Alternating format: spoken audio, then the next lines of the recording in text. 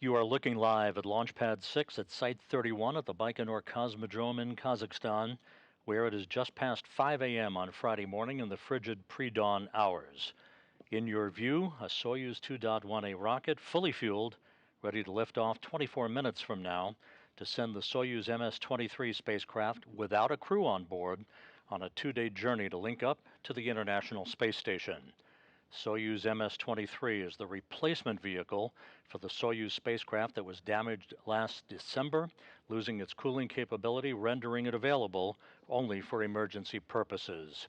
Good evening, everyone, from Mission Control in Houston and the International Space Station Flight Control Room here at the Johnson Space Center, where the Orbit 3 team of flight controllers is on duty, led by Flight Director Brandon Lloyd, working with their counterparts at Mission Control outside Moscow, standing by for the launch of the new Soyuz spacecraft. This is the video of the coolant leak emanating from the radiator pipe on the Soyuz MS-22 spacecraft that occurred on the night of December 14th, most likely due to external forces, according to Roscosmos, as two Expedition 68 cosmonauts were preparing to begin a spacewalk. The MS-22 spacecraft is docked to the Rosviet module on the Earth-facing side of the International Space Station. Roscosmos engineers and officials working with the International Space Station Partnership determined that Soyuz MS-22 would only be used to return crew members to Earth in the event of an emergency evacuation of the station, with cosmonauts Sergey Prokopyev and Dmitri Petelin on board. They launched on this vehicle last September, along with their NASA crewmate Frank Rubio. In the event of an emergency, Rubio would be required to return to Earth aboard the SpaceX Crew Dragon Endurance, also docked to the International Outpost. Soyuz MS-23, the new Soyuz awaiting launch, will be the nominal ride home for Rubio, Prokopyev, and Petelin later this year. Once the uncrewed Soyuz MS-23 reaches the station on Saturday night for an automated docking to the Poisk module on the space-facing side of the station, the three crew members will prepare the damaged Soyuz MS-22 for an undocking late next month and an uncrewed parachute-assisted landing on the steppe of Kazakhstan for post-flight analysis by engineers. That Poisk docking port for the replacement Soyuz opened up last Friday night, when the uncrewed Progress 82 cargo ship undocked following its own coolant leak 6 days earlier, a coolant leak similar to that incurred by the Soyuz. The Progress was deorbited last Saturday and burned up harmlessly over the Pacific Ocean, setting the stage for tonight's launch. Countdown clocks are ticking backward, now 21 minutes, 8 seconds until the liftoff of the Soyuz MS-23. Rather than carrying three crew members to orbit, the uncrewed Soyuz spacecraft is loaded instead with 946 pounds of logistics and supplies for the Expedition 68 crew. And again, this replacement vehicle will be the ride home for Rubio, Prokopyev, and Petelin later this year. On board the International Space Station at this hour, the 7 crew members comprising the Expedition 68 crew are asleep. At the time of launch, the International Space Station will be flying 260 statute miles over the South Atlantic. Extensive engineering tests of the new Soyuz were conducted by specialists in Baikonur. Yesterday, the ISS mission management team met and gave its final approval to proceed with tonight's launch. To punctuate the criticality of this launch, in attendance in Baikonur this evening are NASA's Associate Administrator for Human Spaceflight, Kathy Leaders, and the ISS Program Manager, Joel Montalbano. The 3-stage Soyuz booster was fueled several hours ago. Everything is proceeding on track for launch. The launch time is 6:24 and 29 seconds p.m. Central Time, 7:24:29 Eastern Time, which is 5:24 and 29 seconds a.m. Baikonur time on Friday morning. Once the Soyuz lifts off, the milestones will be as follows. The first stage separation of the 3 stages of the Soyuz booster is scheduled to occur at the 1-minute 58-second mark into the flight, followed about 36 seconds later by the jettisoning of the launch shroud, and then the second stage shutdown of its engines at the 4-minute 37-second mark into the flight. Second stage separation occurs 11 seconds later.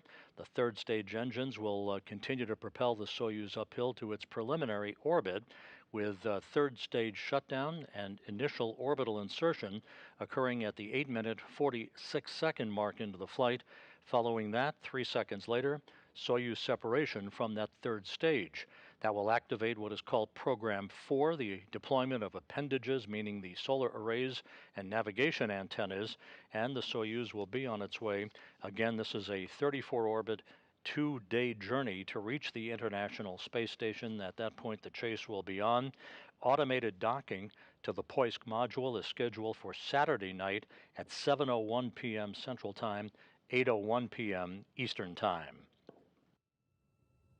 We're inside the 18.5-minute mark until launch.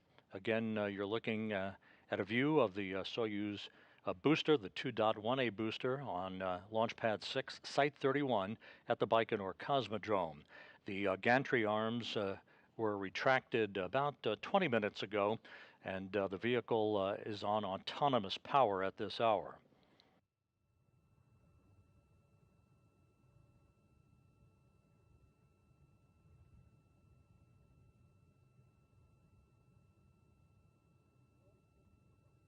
After careful preparations, the Soyuz was mated to the Soyuz booster. The Soyuz spacecraft itself was mated to the Soyuz booster earlier this week and rolled out to the launch pad, where technicians working in very frigid temperatures hooked up data lines and fuel lines to the rocket for final pre-launch testing.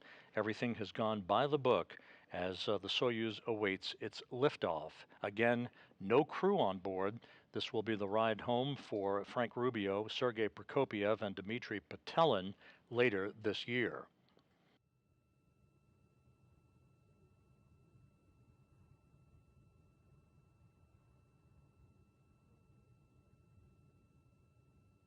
Some of the countdown milestones that will be coming up shortly.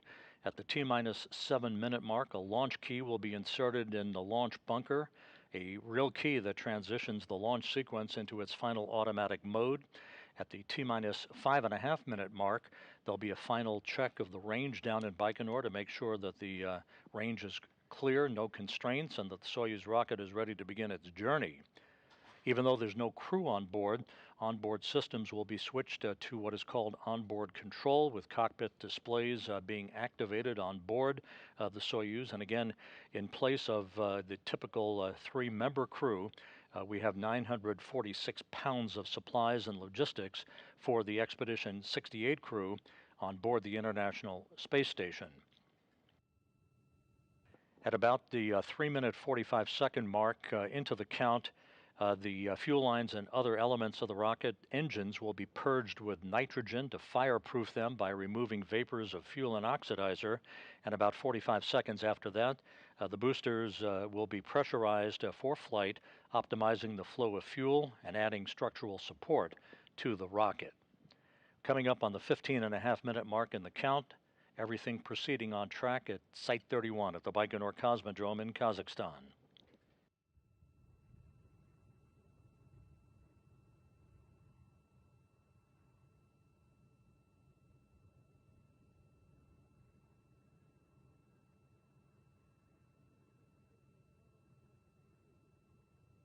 It will be a busy time on board the International Space Station with tonight's launch, of course, and the automated docking of this replacement Soyuz vehicle to the station scheduled for Saturday night.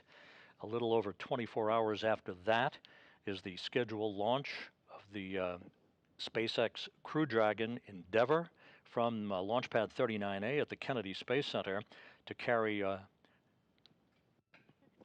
4 new crew members to the complex, led by Dragon Commander Steve Bowen of NASA, along with Woody Hoburg, Sultan Al Nayati of the United Arab Emirates, and Andrei Fedyaev, Russian cosmonaut from Roscosmos.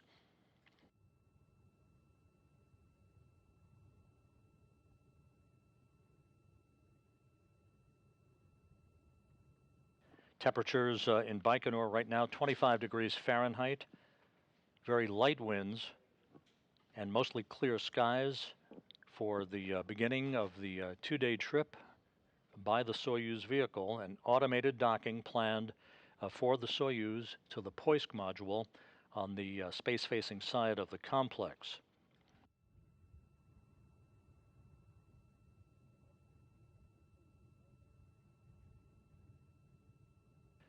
You can see just to the left side of the Soyuz booster, there are umbilical towers, 2 of them, that are buttressed up against the side of the vehicle at the T-minus 35-second mark in the count. The first of the 2 umbilicals will retract. The second umbilical will separate or retract from the side of the booster at about the T-minus 15-second mark. That will initiate the engine start for the first stage engines on the Soyuz 2.1A booster.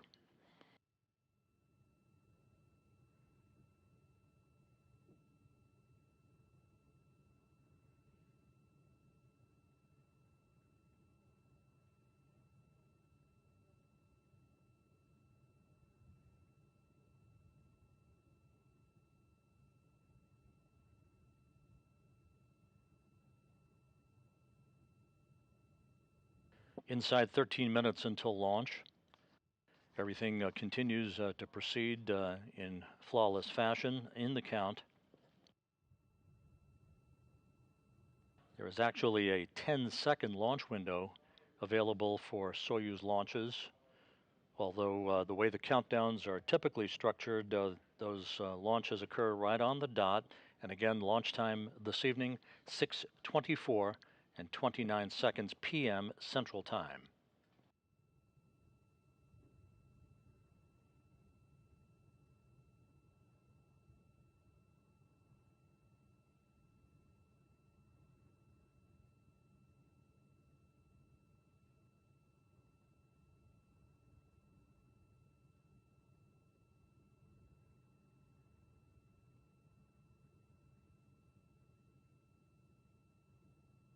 Once the replacement Soyuz docks to the International Space Station, the 3 crew members who will ride it home, Rubio, Prokopyev, and Petelin, will transfer their Soyuz seatliners.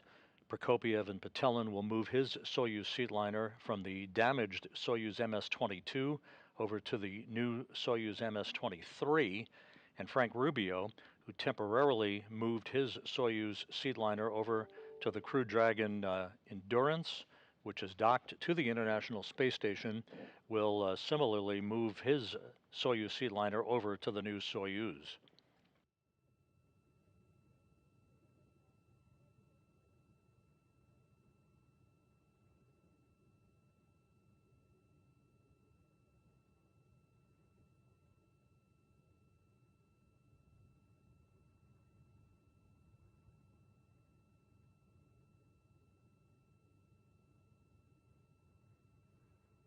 The International Space Station is currently traveling over the southern tip of South America, about to begin a southwest to northeasterly track in an orbit inclined 51.6 degrees to either side of the equator. The Soyuz booster, of course, will launch and then arc out to the northeast over the Central Asian desert, heading for its preliminary orbit with spacecraft separation scheduled 8 minutes and 49 seconds after launch.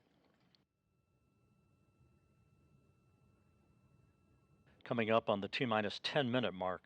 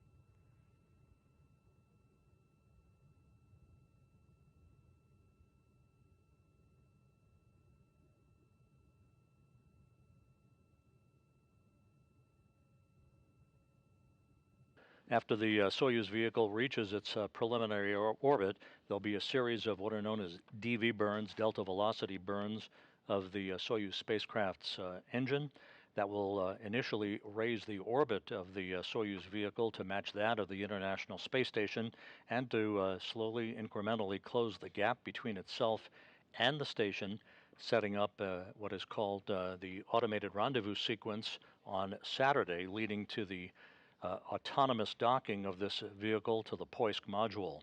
Again, docking on Saturday night, scheduled at 7:01 p.m. Central Time, 8:01 p.m. Eastern Time. We'll be on the air live with that coverage as well. Coming up on the 8-minute mark until launch.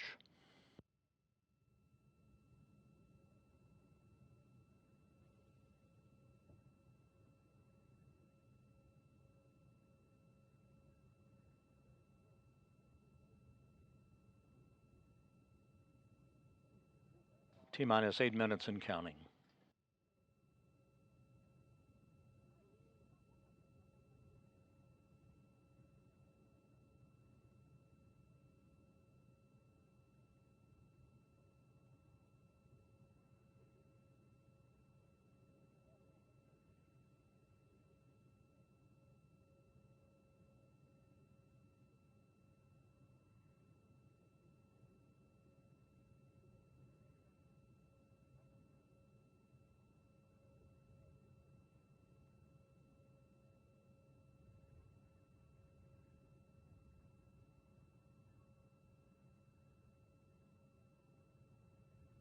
T-minus 7 minutes, 15 seconds until launch.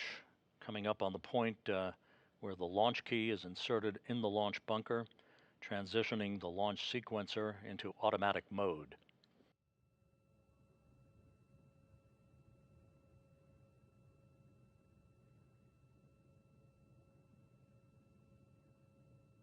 The launch taking place a little more than 2 hours before sunrise on Friday morning in the Central Asian desert.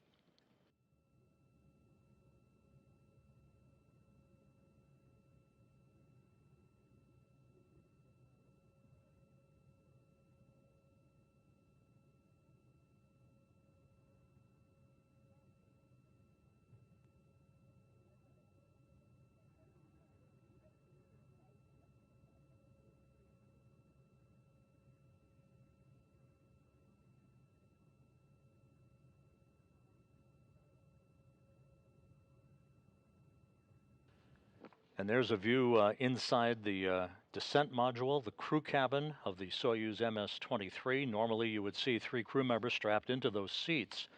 And there's a zero-G indicator that will be the ride home for Prokopyev, Petelin, and Rubio later this year.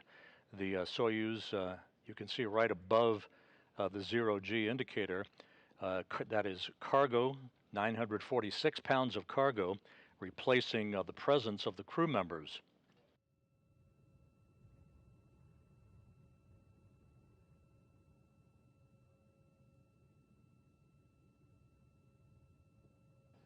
T-minus 5 minutes, 30 seconds until launch. The range is clear at Baikonur.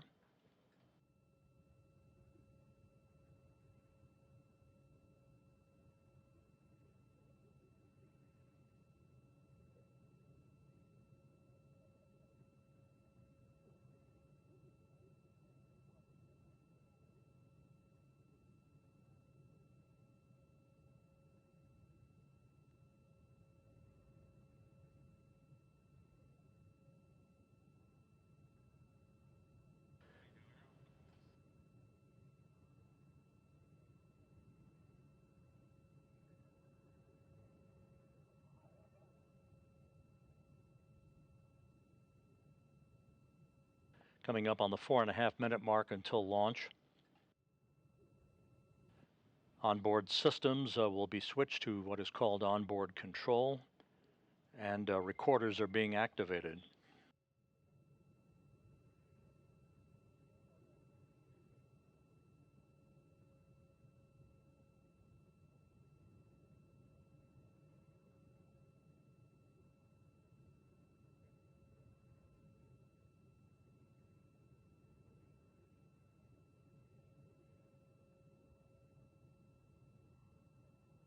T-minus 4 minutes and counting. A very smooth countdown so far.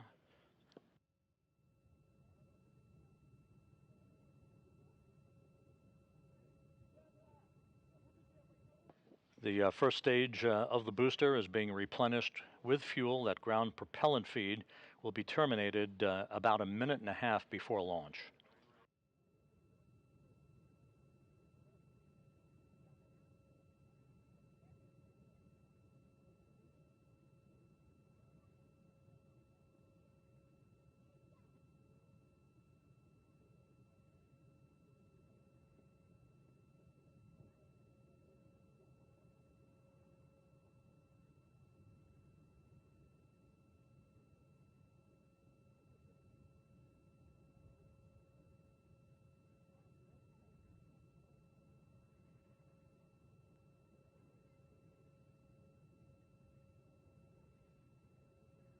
T-minus 3 minutes and counting.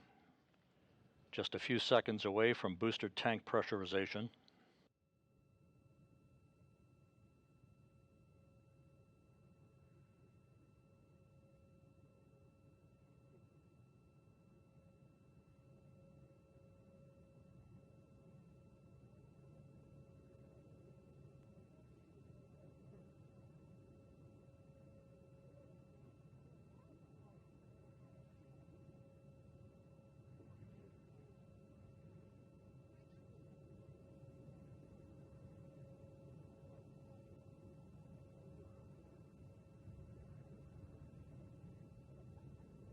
And the tanks have now been pressurized.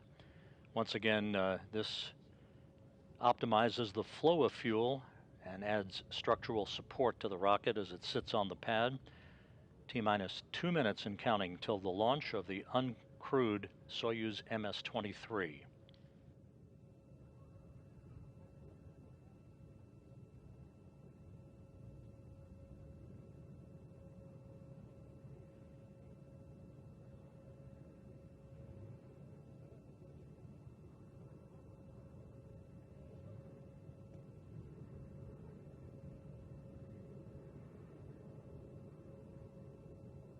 One minute, 30 seconds until launch. The ground propellant feed now being terminated.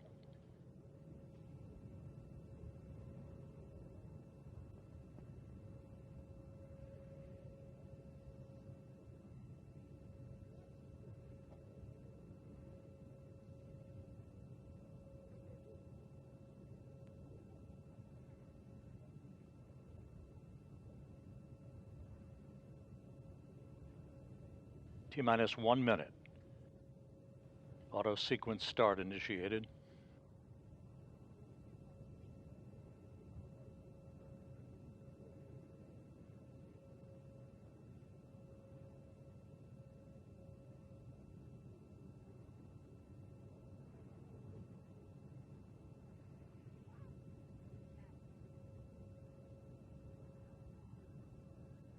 "35 seconds until launch." There's the retraction of the first umbilical tower.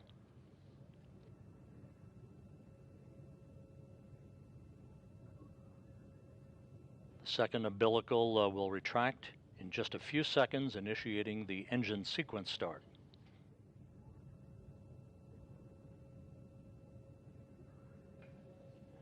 And engine sequence start has begun. Engine ignition confirmed. The engine's throttling up. Now at full throttle.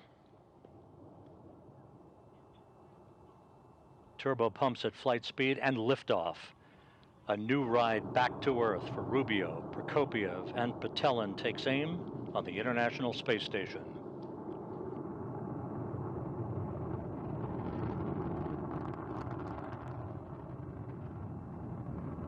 "20 seconds into the flight, roll program confirmed."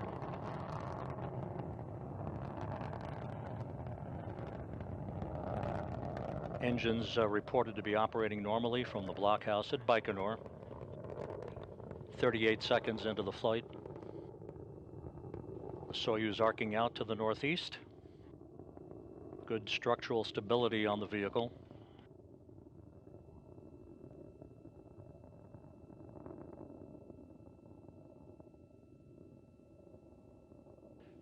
Pressure in the tanks reported to be nominal. We're coming up on the 1-minute mark into the flight.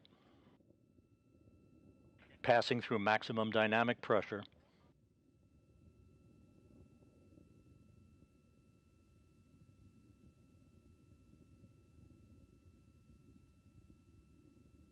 Flight reported to be going by the book, 1 minute 20 seconds into the flight.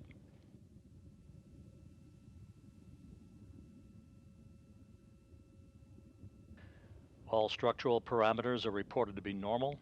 The engine's performing as planned. First stage separation is planned about 20 seconds from now.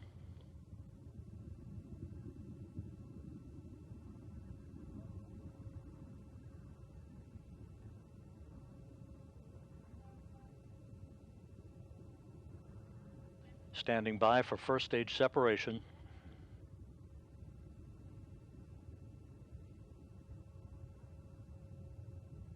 And we've had escape tower jettison and first stage separation.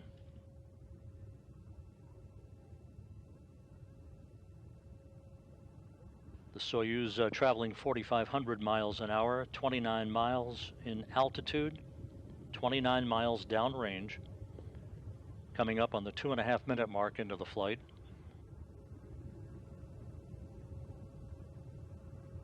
Mark, 2 minutes 30 seconds into the flight, about 6.5 minutes to go. And we've had launch shroud jettison.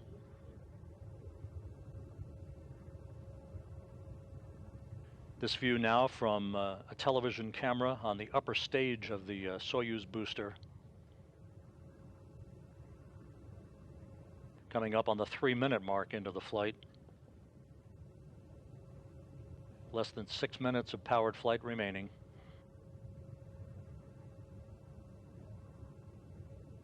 The rocket reported to be stable. Good second stage performance.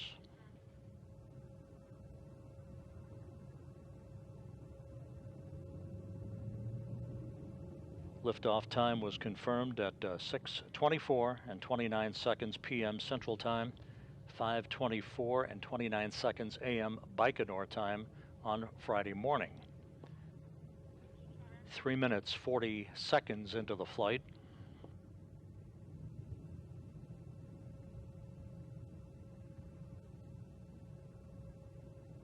The flight continues to go very smoothly. 5 minutes of powered flight remaining.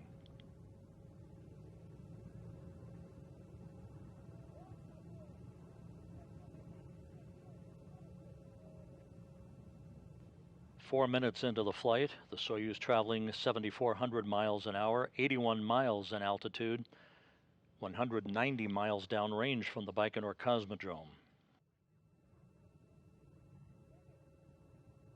Roll, pitch, and yaw reported to be normal.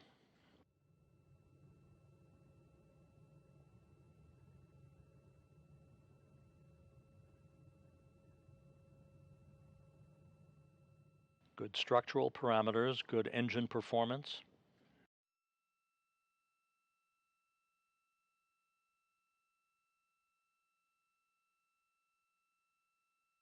Coming up on second stage separation.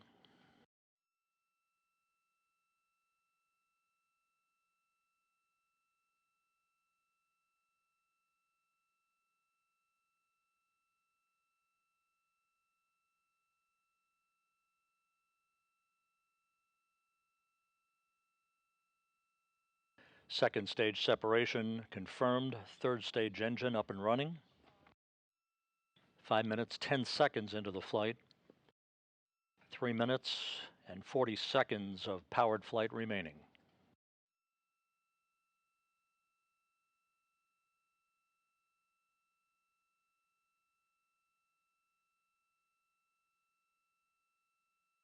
Five and a half minutes into the flight. The Soyuz now traveling just over 10,000 miles an hour, 106 miles in altitude, almost 400 miles downrange from the Baikonur Cosmodrome. 3 minutes of powered flight remaining. All structural parameters continue to perform as planned, as is the third stage engine.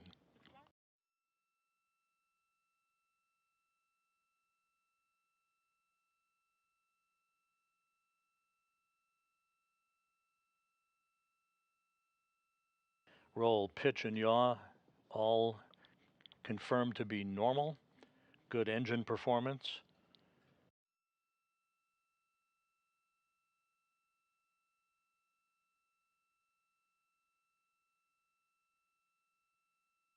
Coming up on the 6.5 minute mark into the flight. Less than 2.5 minutes of powered flight remaining.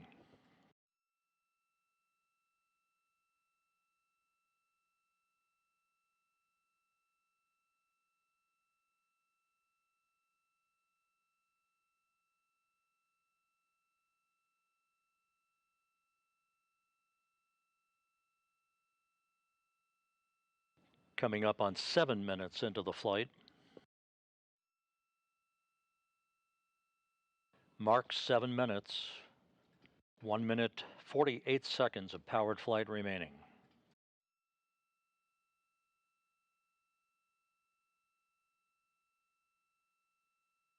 Soyuz now traveling some 13,000 miles an hour, 122 miles in altitude.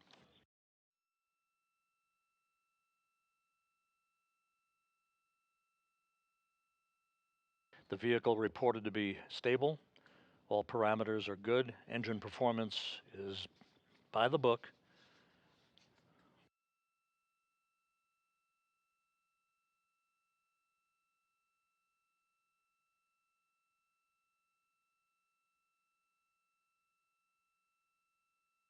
Seven minutes, 48 seconds into the flight, 1 minute of powered flight remaining.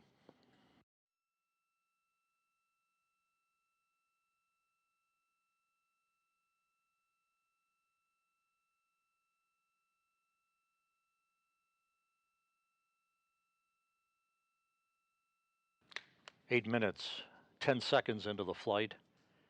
Once again, good engine performance, good structural stability on the spacecraft.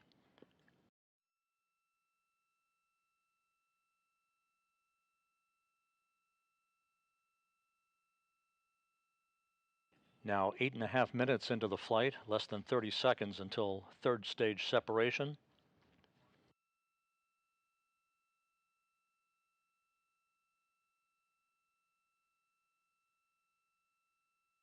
Standing by for third stage shutdown and spacecraft separation.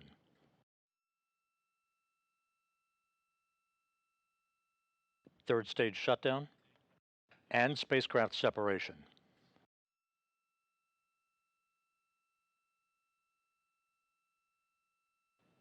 Onboard computers now will command the deployment of the appendages, the solar arrays, and you can see them begin to unfurl. Navigational antennas will be deployed as well.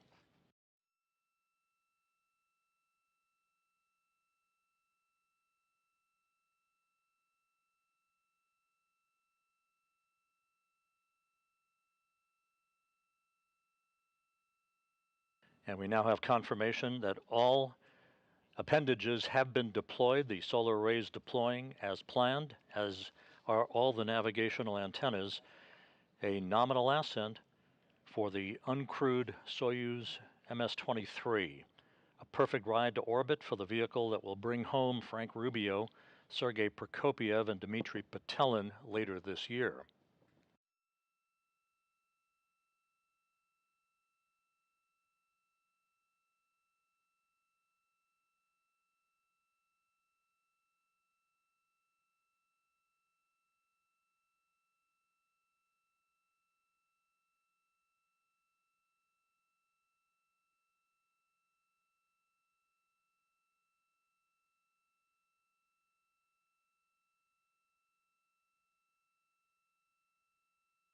And there's our first view from the external crosshead engineering camera on the Soyuz MS-23.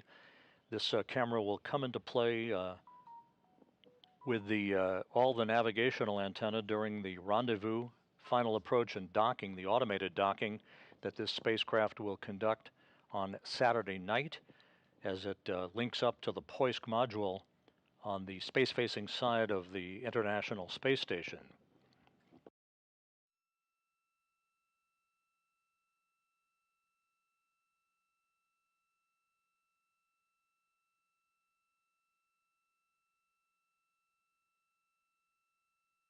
So once again, the uncrewed Soyuz MS-23 spacecraft atop the Soyuz 2.1A booster lifted off on time from Site 31 of the Baikonur Cosmodrome in Kazakhstan at 6:24 and 29 seconds p.m. Central Time, which was 5:24 and 29 seconds a.m. Baikonur time on Friday morning.